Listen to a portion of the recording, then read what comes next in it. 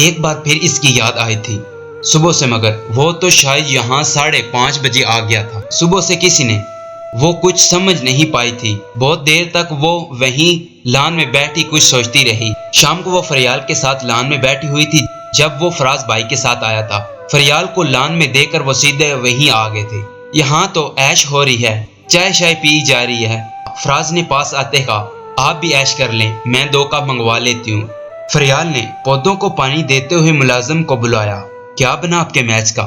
آج تو صبح ہی چلے گئے تھے۔ ملازم کے جانے کے بعد فریال نے پوچھا تھا، پچھلی دفعہ وہ جیت گئے تھے، اس دفعہ ہم ہار گئے ہیں۔ پلیٹ سے بسکٹ اٹھاتے ہوئے کہا، اور پھر بھی تم لوگ ہر ہفتے میچ کھیلنے جاتے ہو۔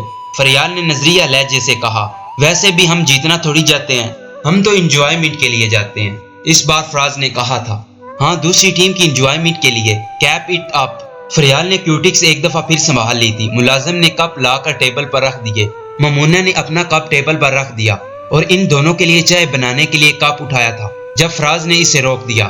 ڈونٹ بی سو فارمل مامونہ، یہاں سب کچھ نہیں چلتا، تم اپنی چائے پیو، ہم اپنی چائے خود بنا لیں گے۔ اس نے کچھ عجیب فیل کر کے اپنا کپ اٹھا لیا۔ ہاں ان لوگوں کو میزز آتے ہیں، نہ ہی اب سیکھنے کے قابل رہے ہیں، اب تو جہاں ہیں جیسے ہیں ان کی بنیاد پر انہیں ٹریٹ کرنا چاہیے۔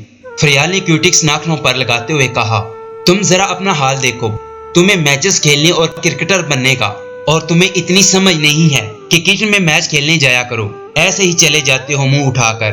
حلیہ دیکھو ذرا اپنا، لگتا ہے باہر کسی سڑک پر جھاڑو دے کر آئے ہو۔ اب فریال اسے ڈانٹ رہی تھی۔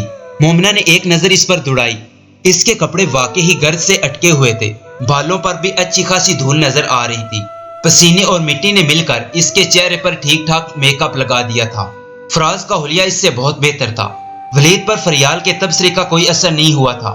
وہ اسی طرح پرسکون انداز میں چائے اور بسکٹ کھاتا رہا۔ جس دن میرا پرائز بانڈ نکلے گا اس دن میں کٹ خرید لوں گا۔ بہرحال مشورہ نوٹ کر لیا ہے، کٹ خریدنے کے لیے تمہیں کون سے خزانے کی ضرورت ہے؟ مہنگی نہیں تو سستی سے 4-5 ہزار کی تو بات ہے۔ ویسے تو تم، ولید نے ایک چیخ کے ساتھ اس کی بات کاٹی تھی، 4-5 ہزار؟ اور یہ 4-5 ہزار آئیں گے کہاں سے؟ تم جانتی ہو میں 1-1 روپے کے لیے ترستا ہوں۔ میرے پاس 4-5 ہزار ہو تو میں کٹ کے بجائے ایک اچھا سا سوٹ نہ لے لوں، 2-4 سستی شرٹ نہ لے لوں، ایک عدد جینز یا ایک اچھا ہیئر برش نہ لے لوں؟ کیسے منہ اٹھا کر کہہ دیا تم نے کہ صرف 4-5 ہزار کی تو بات ہے؟ اس کی آواز میں مومنہ کی خفگی محسوس ہوئی تھی، مگر فریال پر اس کا کوئی اثر نہیں ہوا تھا۔ معاف کرو بابا، میں بھول گئی تھی کہ دنیا میں ایک واحد غریب تم ہی رہ گئی ہو جس کے پاس کچھ بھی نہیں ہے۔ بہرحال آنٹی ٹریس پر کھڑی اشارے کر رہی ہے، میرا خیال ہے تمہیں بلا رہی ہے، صبح سے غائب ہو، اب ذرا جا کر وضاحت پیش کرو۔ فریال نے بات کرتے کرتے سامنے اشارہ کیا تھا۔ ولید نے فوراً پلٹ کر دیکھا، پھر کھڑا ہو گیا۔ مومنہ نے بھی مڑ کر دیکھا تھا۔ ولید کے گھر کے ٹریس پر ایک عورت کھڑی تھی۔ ولید کو کھڑے ہوتے ہوئے دیکھ کر وہ وہاں سے غائب ہو گئی۔ اب تم بھی اٹھ جا فراز اور میرے ساتھ چل کر اس رسوائی کو اپنی آنکھوں سے دیکھ جو مستقبل کے سٹار بیٹسمین کو اپنی سوتیلی ماں کے ہاتھوں برداشت کرنی پڑے گی۔ اس نے فراز کو کندھے سے کھینچا تھا۔ مومنہ نے اس کے چہرے پر نظر ڈالی، وہ بہت سنجیدہ نظر آ رہا تھا۔ شرم کرو ولید، تم بات کیسے کرتے ہو؟ فریال نے اسے گھورا تھا مگر اس پر اسے اثر نہیں ہوا تھا۔ کیوں سچ نہ کہوں کیا رسوا نہیں کرتے؟ ممی جوتے مارتی ہے سو الگ۔ اب جاتے ہی لمبے چوڑے سوال ہوں گے، کہاں گئے تھے؟ کس سے پوچھ کر گئے تھے؟ اتنی دیر کہاں لگائی؟ واپس آنے کی کیا ضرورت تھی؟ انہی دوستوں کے پاس کیوں نہیں رہ گئے جن کے پاس گئے تھے؟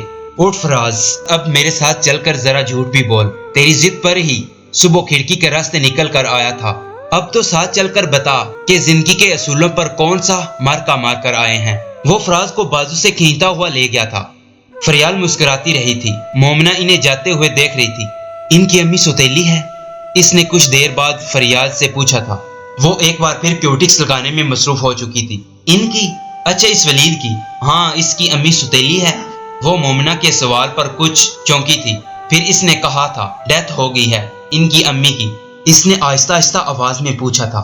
نہیں بھی، ڈیتھ کہاں، اصل میں یہ ارمان ماموں کی دوسری بیوی کا بیٹا ہے۔ اس کی امی کسی بینک میں مینیجر تھے۔ ارمان ماموں کا کافی آنا جانا تھا وہاں، سنا ہے وہ کافی خوبصورت تھے۔ یہ ولید بھی تو ان کی طرح ہے۔ ماموں کی محبت ہوگی ان سے، پہلے سے شادی شدہ تھے، انہوں نے دوسری شادی چھپ کر کی۔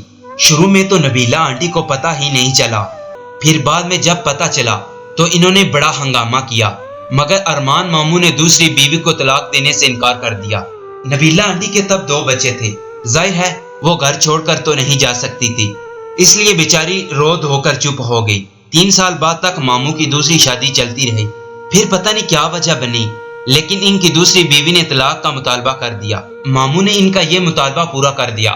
ولید شروع میں اپنی امی کے پاس ہی تھا، ماموں نے اسے لینے کی کوشش نہیں کی، پھر کچھ عرصے کے بعد اس کی امی نے دوسری شادی کر لی اور ولید کو ماموں کے پاس بھیج دیا۔ تب 3 سال کا تھا، تب سے اب تک یہی ہے ماموں کے پاس۔ فریال آہستہ آہستہ تفصیل بتاتی گئی۔ اپنے امی کے پاس نہیں جاتے، اس سے ولید سے ہمدردی محسوس ہو رہی تھی۔ امی کے پاس کیسے جاتا؟ وہ تو امریکہ میں ہے، ان کے اپنے ہیں، پاکستان تو شاید وہ بہت کم آتی ہے، اور انہوں نے کبھی ولید سے رابطہ کرنے کی کوشش ہی نہیں کی۔ کرے بھی تو ولید تو مشکل سے ہی جائے گا، اور وہ اگر جانے پر تیار ہو بھی جائے تو نبیلہ آنٹی اسے مار دیں، وہ تو کبھی انہیں نہ جانے دے۔ فریال بی بی آپ کا فون آیا ہے، ملازم نے آ کر اسے اطلاع دی تھی۔ میرا فون؟ اچھا بھی میں اندر جا رہی ہوں۔ وہ اپنی بات ادھوری چھوڑ کر ٹویٹکس اٹھا کر اندر چلی گئی تھی۔ وہ گمسم سی وہیں بیٹھی رہی۔